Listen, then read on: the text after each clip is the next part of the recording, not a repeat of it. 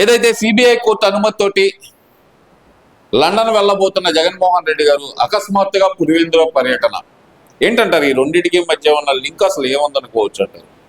అందరికీ నమస్కారం. ఏదైతే జగన్మోహన్ రెడ్డి గారి పులివెందుల పర్యటన ఉందో ముమ్మాటికి ఆయన యొక్క సులభ రాజకీయం కోసమే. ఎందుకంటే ఏనాడు కూడా అక్కడ గెలిపించినటువంటి ప్రజలకు మరి వాళ్ళ పక్షాన నిలిచే విధంగా అసెంబ్లీకి కూడా పోనటువంటి శాసనసభ్యుడిగా మరి జగన్మోహన్ రెడ్డి ఉన్నాడు. అయితే ఈరోజు పులివెందులకు వెళ్ళడానికి గల కారణం మనం ఒకటైతే భావించవచ్చు.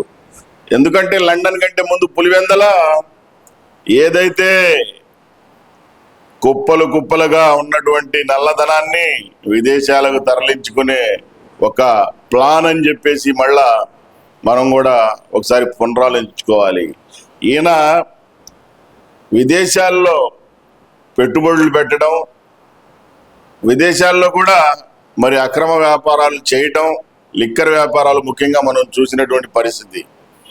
ఆ స్ట్రాటజీలో భాగంగానే జగన్మోహన్ రెడ్డి గారు లండన్ కంటే ముందు పులివెందుల వెళ్ళి ఆయనకి సంబంధించినటువంటి ఏదైతే మరి అక్రమార్జన ధనం ఉందో దాన్ని ఒక ప్రణాళికబద్ధంగా మరి అటు నుంచి తరలించడానికే వెళ్ళాడని చెప్పేసి మనం భావించవచ్చు. ఎప్పుడు కూడా పులివెందుల జనాలకి మేలు చేసినటువంటి సందర్భం ఎక్కడా కూడా లేదు వాస్తవానికి. అది అక్కడ ఉన్నటువంటి స్థానిక ప్రజానీకానికి తెలుసు కాబట్టే మరి మొన్న సార్వత్రిక ఎన్నికలు కావచ్చు, ఎమ్మెల్సీ ఎన్నికలు కావచ్చు, నీటి సంఘాల ఎన్నికలు కావచ్చు, మనం ప్రతిదీ చూస్తూ వచ్చాం. ఇవాళ రాష్ట్రంలో ఒక పార్టీ అధినేతగా ఉన్నటువంటి జగన్మోహన్ రెడ్డి కేవలం ఒక శాసనసభ్యుడిగానే మిగిలిపోవడానికి గల కారణం కూడా ఆయన చేసినటువంటి అసమర్థ పాలన మూలాలుగా మనం కూడా అర్థం చేసుకోవాలి.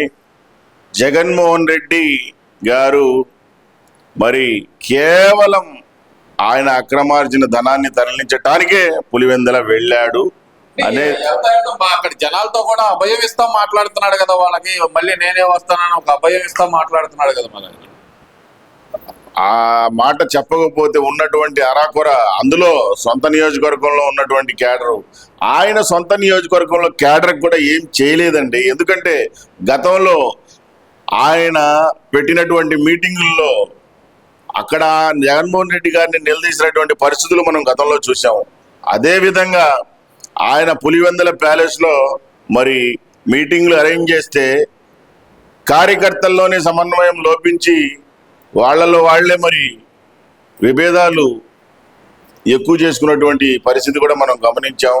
ఇవాళ జగన్మోహన్ రెడ్డి గారి యొక్క అభయహస్తాలని తీసుకునే స్థితిలో రాష్ట్ర ప్రజలు లేరు. మరీ ముఖ్యంగా పులివెందుల పూలంగళ్ళ కాడ ప్రజలు కూడా ఎవ్వరూ ఆయన యొక్క ఇచ్చే ధైర్యాన్ని తీసుకునే స్థితిలో అసలు లేరని చెప్పేసి ఖచ్చితంగా చెప్పవచ్చు. జగన్మోహన్ రెడ్డి గారు నిన్న అక్కడ కడప హైవే ప్రాంతంలో ఒక మహిళను పరామర్శిస్తూ 3 సంవత్సరాల్లో మనం అధికారంలోకి వస్తాం, అప్పుడు మీ బాధలు తీరుస్తామంటూ అభయం ఇచ్చారు కదా. మరి మీరేంటి ఈ మాట అంటారు?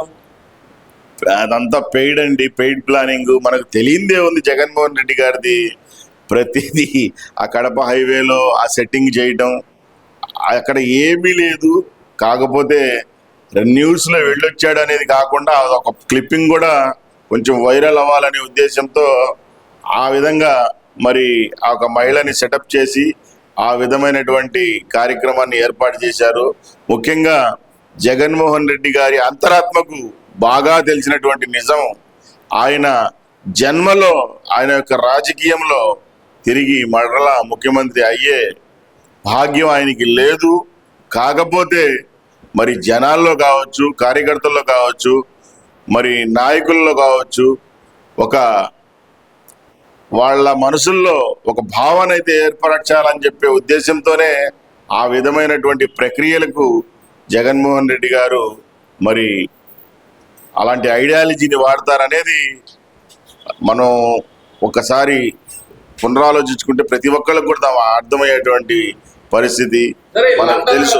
లండన్ వెళ్తున్న జగన్మోహన్ రెడ్డి గారు తిరిగి వచ్చే అవకాశం ఉందంటారా? ఆ ఛాన్సులు ఉన్నాయి అంటారా? లేదంటే కనుక మరో నీరవ్ మోడీ విజయ్ మాల్యా లాగా అయ్యే అవకాశం ఉందంటారా? ఏమో గుర్రము ఎగరావచ్చు అనే ఒక సామెత ఎలా ఉంటుందో మనం చిన్నప్పటి నుంచి విన్నాము. ఆ విధంగా అది కూడా ఒక పరిగణలోకి తీసుకోవచ్చు.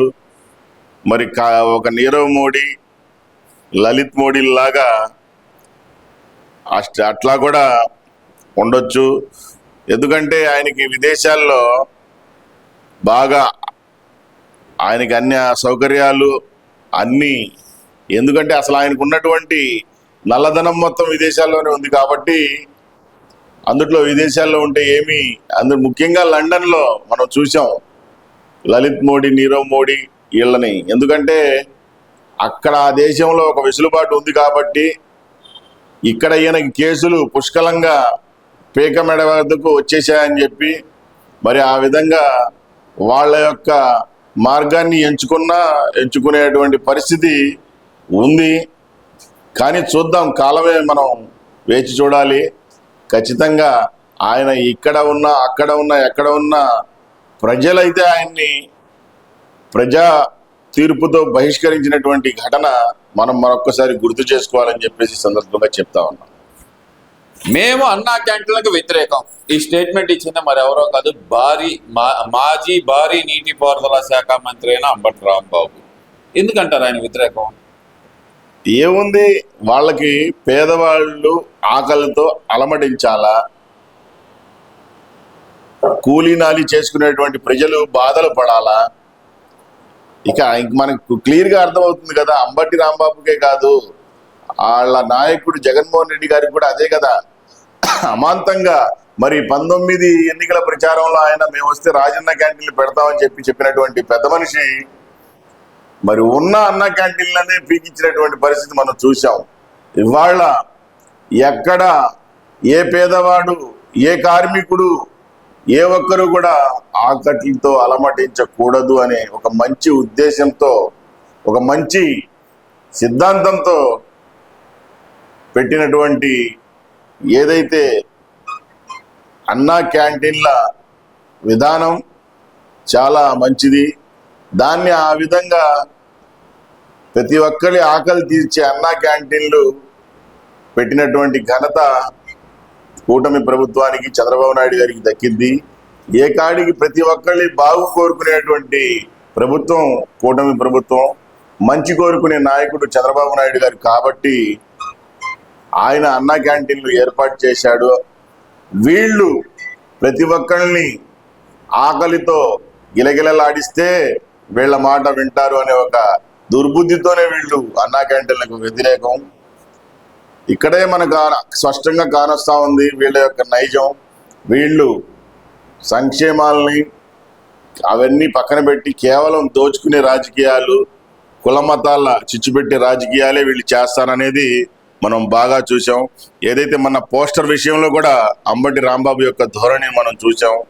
చేసిందంతా ఆయన చేసి దీక్షలని చెప్పేసి దొంగ దీక్షలు కూర్చోవడం, ఆ దీక్షల్లో ఇష్టం వచ్చినట్టు ఒక పిచ్చివాడి మళ్ళీ మాట్లాడటం, ఇది ఆ యొక్క పార్టీలోని మానసిక స్థితి లేని వాళ్ళలో కూడా అంబటి కూడా ఒకటిగా ఉంటాడు. ఆ విధంగానే జనాలు భావిస్తున్నారు. వీళ్ళు ఇష్టరాజ్యన చేస్తే ఇవాళ ముఖ్యంగా ఏ ఒక్కరు కూడా చూసి ఉపేక్షించే స్థితిలో లేరు రాష్ట్రంలో. అది వాళ్ళు గమనించాలని చెప్పేసి ఈ సందర్భంగా అంబటి రాంబాబు గారికి కూడా మరొక్కసారి హెచ్చరిస్తా ఉన్నాం.